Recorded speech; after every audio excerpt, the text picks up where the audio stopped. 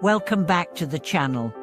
In today's video, we are diving deep into a critical topic, the cycle of generational poverty, and the 5 key factors that can cause a parent's financial struggles to impact their children's future. It's a topic that touches on many lives and resonates with families across the world. We all know that the financial situation of a family plays a significant role in shaping a child's opportunities, growth, and future. But what factors exactly cause parents' poverty to affect their children's future success or failure?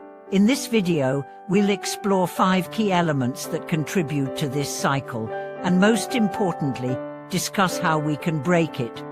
Poverty is often seen as a barrier that holds families back from reaching their full potential. It's not just about financial resources. Poverty can also affect a child's mental well-being, access to education, social opportunities, and even their future mindset. But breaking the cycle is possible, and it starts with understanding the root causes and taking proactive steps to change the course. Let's first dive into the first key factor, which is outdated mindsets and limited beliefs passed down from one generation to the next. One of the most significant contributors to generational poverty is the belief systems that are passed down from parents to children. If a family grows up with a mindset that money is scarce, that wealth is unattainable, or that success is only for a select few, this belief can become deeply ingrained in the child's mind. These limiting beliefs can form a barrier, preventing the child from seeing possibilities beyond their immediate circumstances. Children often inherit their parents' way of thinking about money, success, and life. If parents constantly talk about how hard it is to make ends meet, or if they see their parents struggling to break free from financial hardships, they may internalize these beliefs. The child might start to believe that they, too, are destined to experience the same struggles, creating a self-fulfilling prophecy. These limiting beliefs often prevent individuals from thinking outside the box, pursuing opportunities, or taking risks that could improve their financial situation.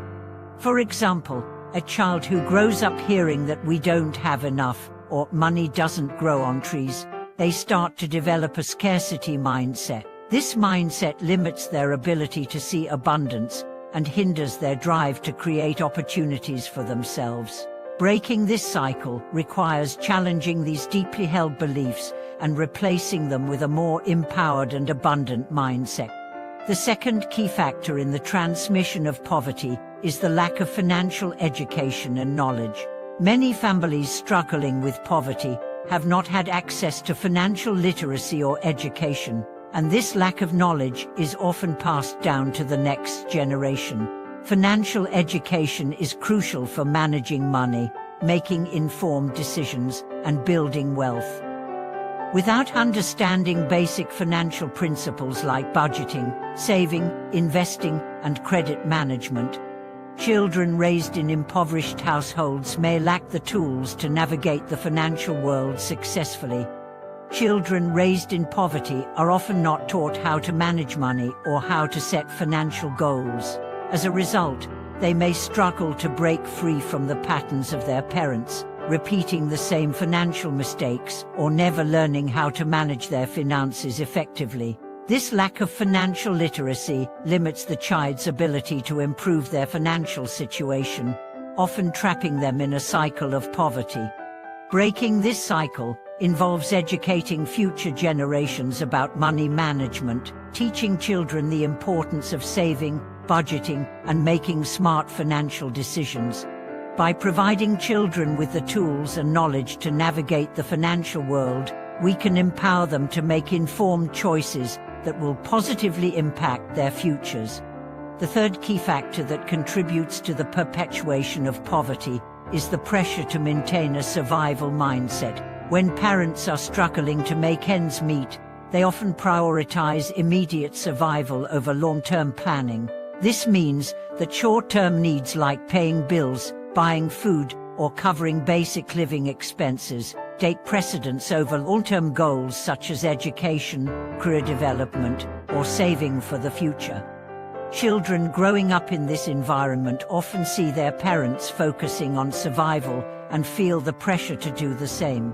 When survival becomes the primary focus, it becomes difficult to think about anything else, like improving skills, pursuing higher education, or starting a business. Children in these families may also feel the weight of responsibility to contribute to the household's survival, leading to a cycle of stress, limited opportunities, and decreased life satisfaction.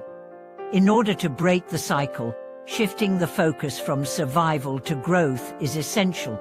This means encouraging children to prioritize education, career development, and long-term planning, rather than just making ends meet. By breaking out of the survival mindset, families can create more opportunities for themselves and their children, laying the foundation for financial stability and growth. The fourth key factor in the transmission of poverty is the lack of social capital and networks. Social capital refers to the relationships, networks, and connections that provide access to opportunities, resources, and support.